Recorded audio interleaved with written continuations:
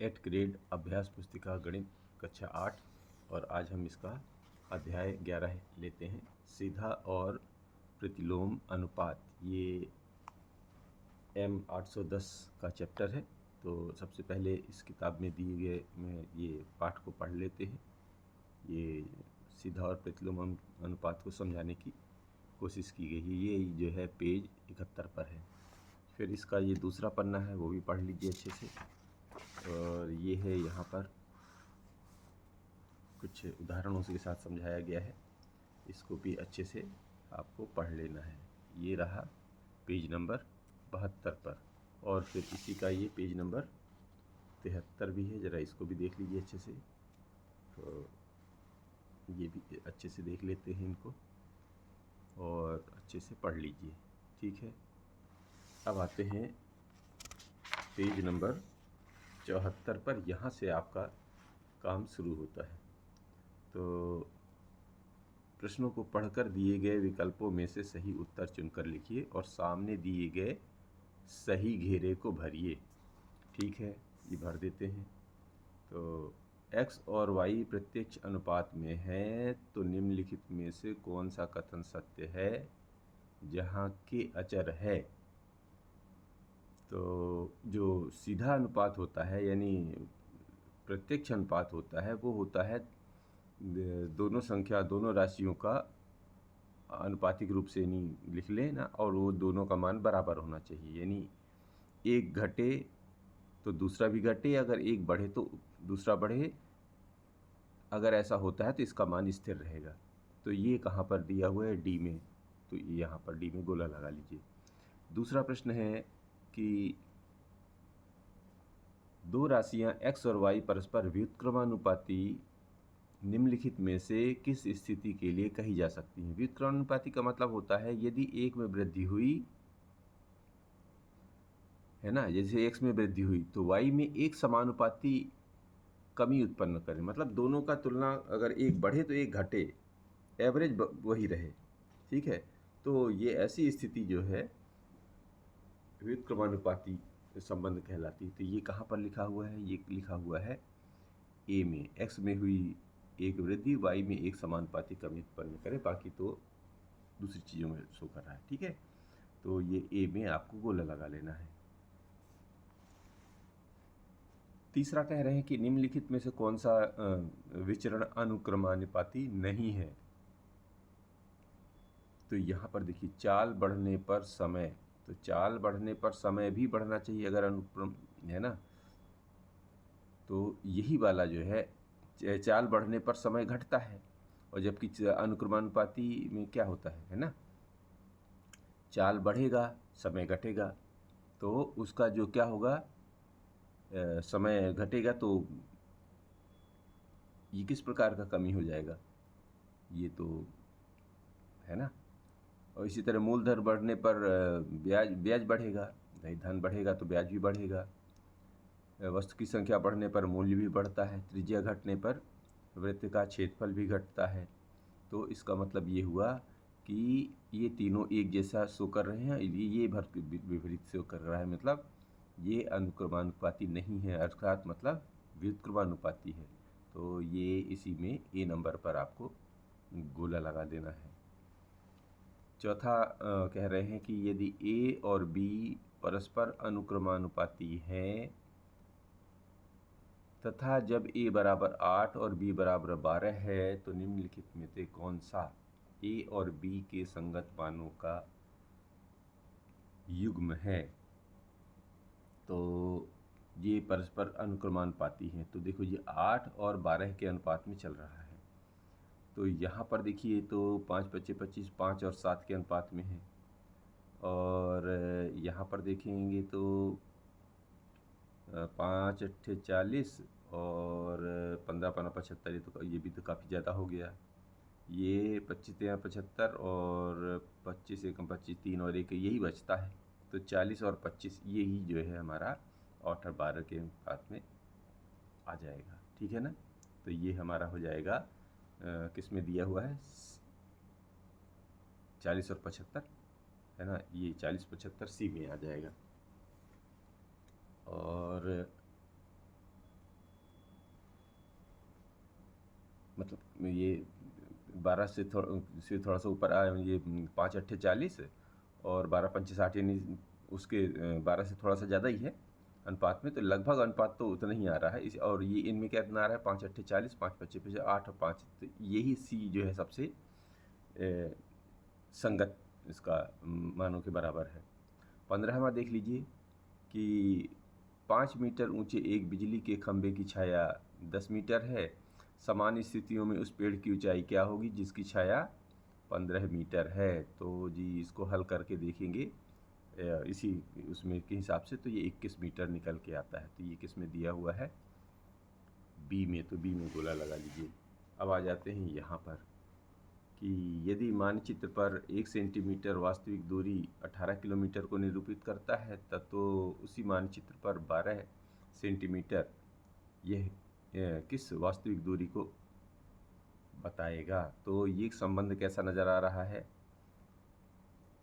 अनुक्रमानुपाती संबंध। तो देखो इसमें बना लेना है मानचित्र में दूरी और वास्तविक दूरी। तो मानचित्र में दूरी 1 सेंटीमीटर और तो वास्तविक में 18, और इधर जब 12 है तो मान के चलते हैं ये x किलोमीटर है। एक तुलना करना पड़े के लिए कुछ ना कुछ मानना पड़ेगा। तो अनुक्रमानुपात क्या होता है, इन दोनों का अनुपात, और इन दोनों का अनुपात बराबर होता है ना, तो अनुक्रमानुपाती हो जाता है। तो अब इसका काम करेंगे, इसका तिर्यक गुणा कर लीजिए, इसका तिर्यक गुणा कर लीजिए। तो इसके 18 में 12 का गुणा करने पर 216 किलोमीटर आ गया, यानी कि 12 सेंटीमीटर जो है वास्तविक दूरी 216 किलोमीटर को दिखाएगा। प्रश्न क्रमांक 7 ले लेते हैं कि एक पर्यटन स्थल के निकट का पार्किंग शुल्क इस प्रकार है। ये समय 2, 4, 6, 8, 10 घंटे ऐसा दिया है, और उसमें कितना पैसा ले रहे हैं वो 20, 40, 60, 80 और 100। कार पार्किंग शुल्क पार्किंग समय से किस प्रकार के अनुपात में है। तो यहाँ पर समय बढ़ने के साथ पार्किंग शुल्क भी उसी अनुपात में बढ़ रहा है, अतः यह अनुक्रमानुपाती या प्रत्यक्ष अनुपात में है। ठीक है, ये तो बिल्कुल स्पष्ट हो रहा है कि समय बढ़ रहा है तो रुपए, जैसे 2 घंटे का 20 तो 4 घंटे का उसमें उसी अनुपात में बढ़ा, 6 का फिर उसी अनुपात में बढ़ा, 8 का उसी अनुपात में बढ़ा। तो ये जब सेम अनुपात में अगर कोई चीज़ घटता बढ़ता है तो वो अनुक्रमानुपाती संबंध होता है। 8वां कह रहे हैं कि रेलगाड़ी 85 किलोमीटर पर आवर की प्रति घंटे की चाल से चल रही है, तो 12 मिनट में कितनी दूरी तय करेगी। तो ये देखिए रेलगाड़ी की चाल लिख लीजिए, लगा समय 85 किलोमीटर, यानी कि 1 घंटे में 60 मिनट चल रही है ना, 1 घंटा या 60 मिनट के बराबर, क्योंकि 1 घंटे में 60 मिनट होते हैं। तो वह कितनी दूरी, यानी कि मान के चलते हैं चाल, मतलब वही जितना दूरी तय कर रही है 1 घंटे में, वही दूरी या चाल कहलाती है। वही जो मतलब चाल जो है वही दूरी के बराबर हो जाती है। तो यहाँ पर दूरी अगर हम x लेते हैं तो वो 12 मिनट में कितनी तय करेगी, ये निकालना है। तो ये भी प्रत्यक्ष अनुपात में है, तो प्रत्यक्ष अनुपात में बस वही ऊपर का 85/60 हो जाएगा, इधर x/12। अब तेरे गुणा x का 60 के साथ, 85 का 12 के साथ, तो x बराबर 85 गुणे 12/60। ठीक है, हल कर दीजिए तो ये आ जाएगा 17 किलोमीटर। काट दीजिए, नहीं 12 पंचे 60, 12 और है ना, 12 से काटा 5 बार और फिर 5 से काटा तो ये 17 बार, तो 17 किलोमीटर चलेगी। 9वां कह रहे हैं कि यदि किसी डिब्बे के लड्डुओं को 30 बच्चों में बांटा जाए तो प्रत्येक बच्चे को 5 लड्डू मिलते हैं। यदि बच्चों की संख्या में 5 की कमी हो जाए तो प्रत्येक बच्चे को कितने लड्डू मिलेंगे। तो लड्डुओं की संख्या बटे बच्चों की संख्या, लड्डुओं की संख्या में पहले 5 आ रहे थे तब बच्चे 30 थे, अब 5 घट गए हैं, यानी अगर मान लो x घट गए हैं यानी 25 हो गए हैं, तो मान के चलते हैं x के लड्डू मिलेंगे। ठीक है, तो ये क्या होता है, व्युत्क्रमानुपाती संबंध होगा। व्युत्क्रमानुपाती संबंध में क्या होता है, इन दोनों का इन दोनों से गुणा हो जाता है। ठीक है, तो वही हल करना है हमें कि x का 25 से गुणा हो जाएगा और 5 का 30 से गुणा हो जाएगा। तो x बराबर हो जाएगा 5 गुणे 30 यानी कि बटे ये 5 गुणे 30 में 25 का भाग हो जाएगा, तो 5 पच्चे 25 और 5 छक्के 30, यानी 6 लड्डू मिलेंगे प्रत्येक बच्चे को। ठीक है, अब आ जाते हैं 10वां प्रश्न। 10वां प्रश्न ये कह रहे हैं कि यदि 18 श्रमिक किसी दीवार को 45 घंटे में निर्मित कर सकते हैं तो इसी कार्य को 27 घंटे में पूरा करने के लिए कितने श्रमिकों की आवश्यकता होगी। तो देखिए जी, श्रमिकों की संख्या बटे लगा समय। श्रमिकों की संख्या कितनी है? 18, 45 घंटे लग रहे हैं। x घंटे, अब मान लो श्रमिक लगेंगे तो वो कितने 27 घंटे में पूरा कर रहे हैं। तो ये कैसा व्युत्क्रमानुपाती संबंध है, यानी कि इसका इससे गुणा, इसका इससे गुणा। हल कर लीजिए और x का मान निकालने पर ये कितना आ जाता है? 30 श्रमिक। काटना तो समझ में आ ही जाएगा। 11वां समझ में देख लीजिए। यदि नरेश 400 मीटर की दूरी तय करने के लिए 450 कदम चलता है तो 320 मीटर की दूरी तय करने के लिए उसे कितने कदम चलने होंगे। तो दूरी बटे कदम, तो दूरी 400 है तो 450 कदम चल रहा है, और यदि 320 मीटर है तो मान के चलते हैं x कदम लगेंगे। तो यह कैसा संबंध है? अनुक्रमानुपाती। अनुक्रमानुपाती में क्या होता है? तिर्यक गुणा होता है ऐसा। तो x का 400 में, और यानी x का 400 में गुणा और 320 का 450 में, और इसको हल कर लेंगे, काट लेंगे। 2 से 1 शून्य 2 शून्य कट गया, और 4 से काटेंगे तो 4 8 32, और 8 का इसमें गुणा कर दीजिए तो 360 कदम निकल के आ जाते हैं। 12वां कह रहे हैं कि वृत्ताकार आधार वाले विभिन्न मापों के कुछ बर्तन लीजिए। प्रत्येक बर्तन में पानी की समान मात्रा भरिए। प्रत्येक बर्तन का व्यास उस बर्तन में पानी किस ऊंचाई तक है उसे माप कर लिखिए। अपने प्रेक्षणों को एक सारणी बनाइए, प्रेक्षणों की सारणी बनाइए। क्या यह एक प्रतिलोम समानुपात की स्थिति है? ये देखिए, इस तरह के बर्तन दिखाए गए हैं। ठीक है, ये कहलाता है व्यास,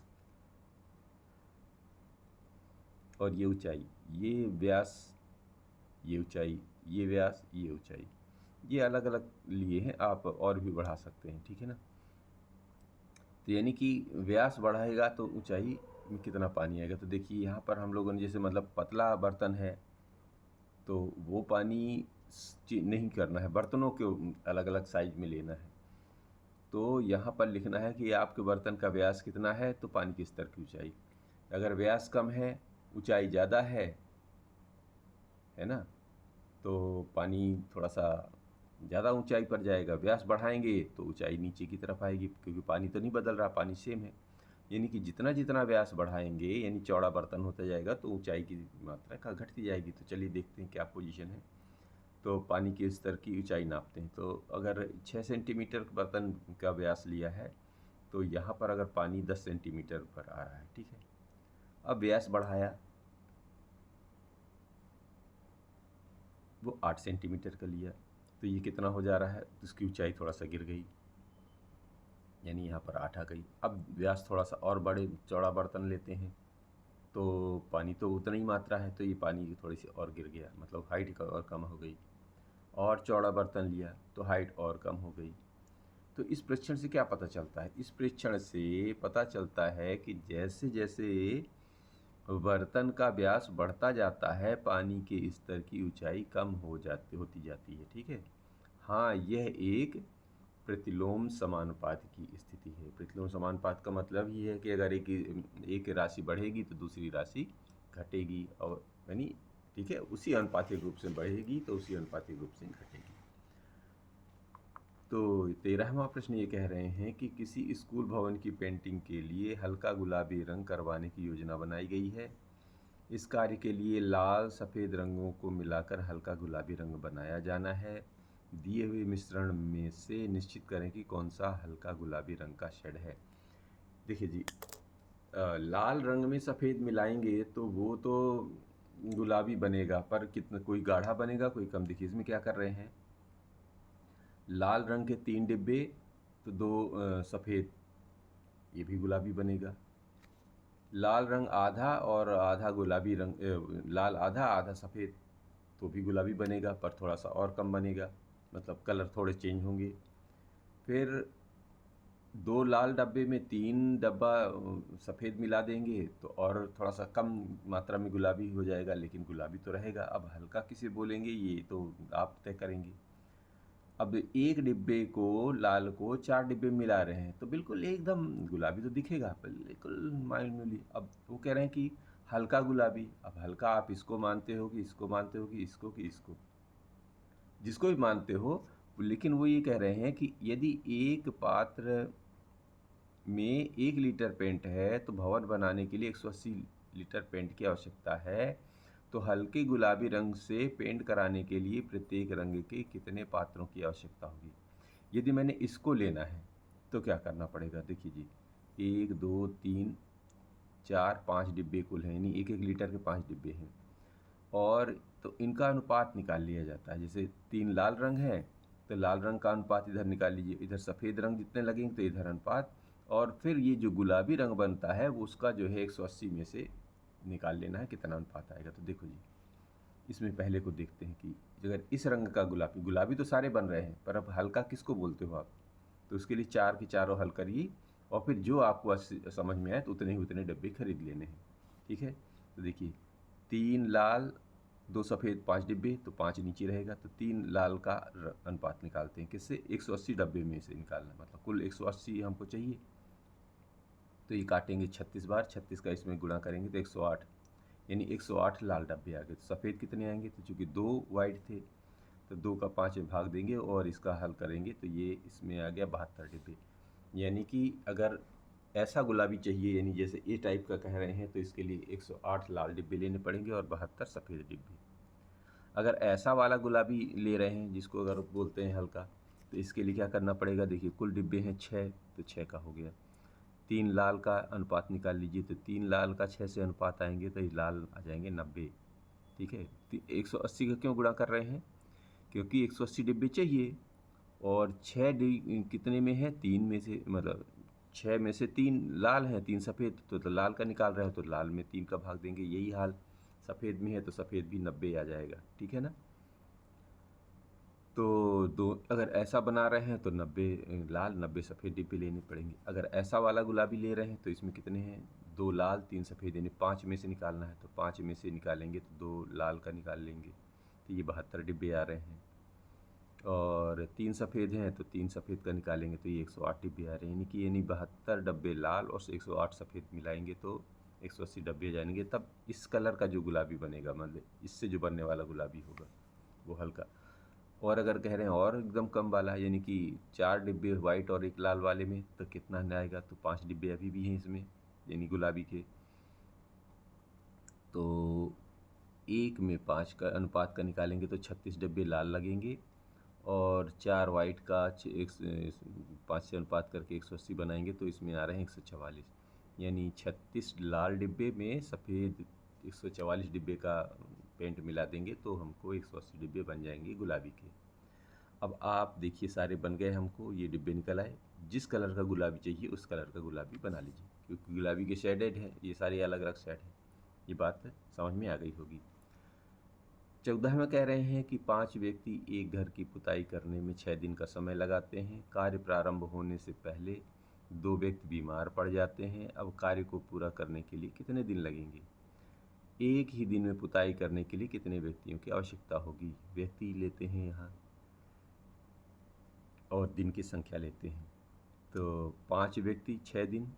अब 2 बीमार पड़ गए, यानी कि 3 व्यक्ति बचे, तो मान के चलते हैं x दिन लगेंगे। और तीसरे वाले में एक ही दिन में पुताई करने के लिए तो दिन एक ही रहेगा, और मान के चलते हैं x, या कुछ भी y z कुछ भी मान लीजिए, x ही मान लीजिए। तो चूँकि आपको तो 2 अनुपात निकालने हैं, तो ये व्युत्क्रमानुपाती संबंध है। व्युत्क्रमानुपाती संबंध में पहले इन दोनों को निकाल लेते हैं, पहले वाले को, तो इसका गुणा और इसका गुणा हो जाता है। ये व्युत्क्रमानुपाती संबंध के नियम में चलता है।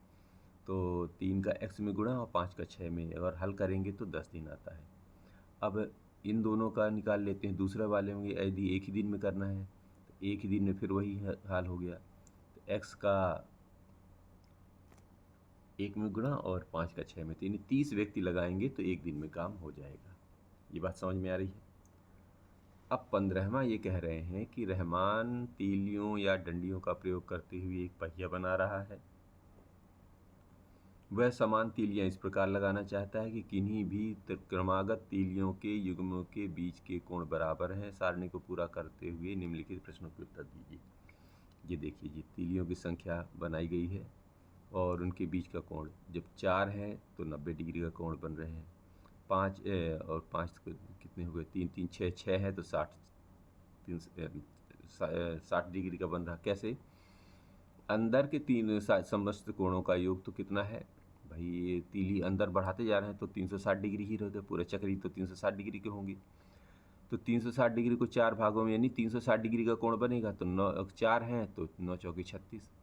अब 6 ले रहे हैं तो 6 छंग 36, तब भी 360 है। 8 लेंगे तो कितना आएगा, यानी 360 में 8 का भाग दे दीजिए तो आएगा 45। अब 10 तीलियाँ ले रहे हैं तो 10 में 360 का भाग दे दीजिए तो 36 डिग्री आ जाएगा। 12 ले रहे हैं तो 360 का भाग दे दीजिए, मतलब 360 में भाग देना है, ठीक है, 12 का, तो आ जाएगा 30 डिग्री। इस तरह तो ये कोण निकल आएंगे। अब जब कोण निकल आएंगे तो ये प्रश्नों के उत्तर देना है। 15 तीलियों वाले एक पहिए के क्रमागत तीलियों के कारण किसी युग्म का कोण बताइए। तो चूंकि पहिया वृत्ताकार है, अब लिखना शुरू करिए। तो अंदर का कोण जो है वृत्त है, वृत्त कोण मतलब हो गया कुल 360 डिग्री बनेगा, ठीक है ना। तो सारणी से स्पष्ट है कि तीलियों की संख्या बढ़ने पर कोण आनुपातिक रूप से कम होएगा। तो पहला ये, जब 15 तीलियां ले रहे हैं तो इसका सूत्र बना लीजिए, तीलियों की संख्या गुणे किसी कोण का युग्म, तो सब मिलकर बनना चाहिए 360 डिग्री। तो तीलियों की संख्या यहाँ 15 है तो कोण का युग्म मान के चलते हैं x डिग्री है, तो x का मान निकालने के लिए 15 का भाग हो जाएगा, तो ये निकल के आ जाएगा 24 डिग्री, ठीक है। इसी में ये दूसरा कह रहे हैं कि यदि क्रमागत तीलियों के प्रत्येक युग्म के बीच का कोण 40 डिग्री है तो आवश्यक तीलियों की संख्या कितनी होगी। देखिए सूत्र तो वही रहेगा, तीलियों की संख्या आपकी बार मान लेते हैं x, कोण आपकी बार 40 दिया है, तो लेकिन मान तो नहीं बदलेगा, मान तो 360 ही है। तो x का मान निकालने के लिए इधर 360 को 40 का भाग दे देंगे तो ये तीलियों की संख्या निकल आएगी, ठीक है। तो इस तरह ये 9 तीलियाँ निकल आई। तो इस तरह अब ये हमारा अध्याय 11 समाप्त होता है।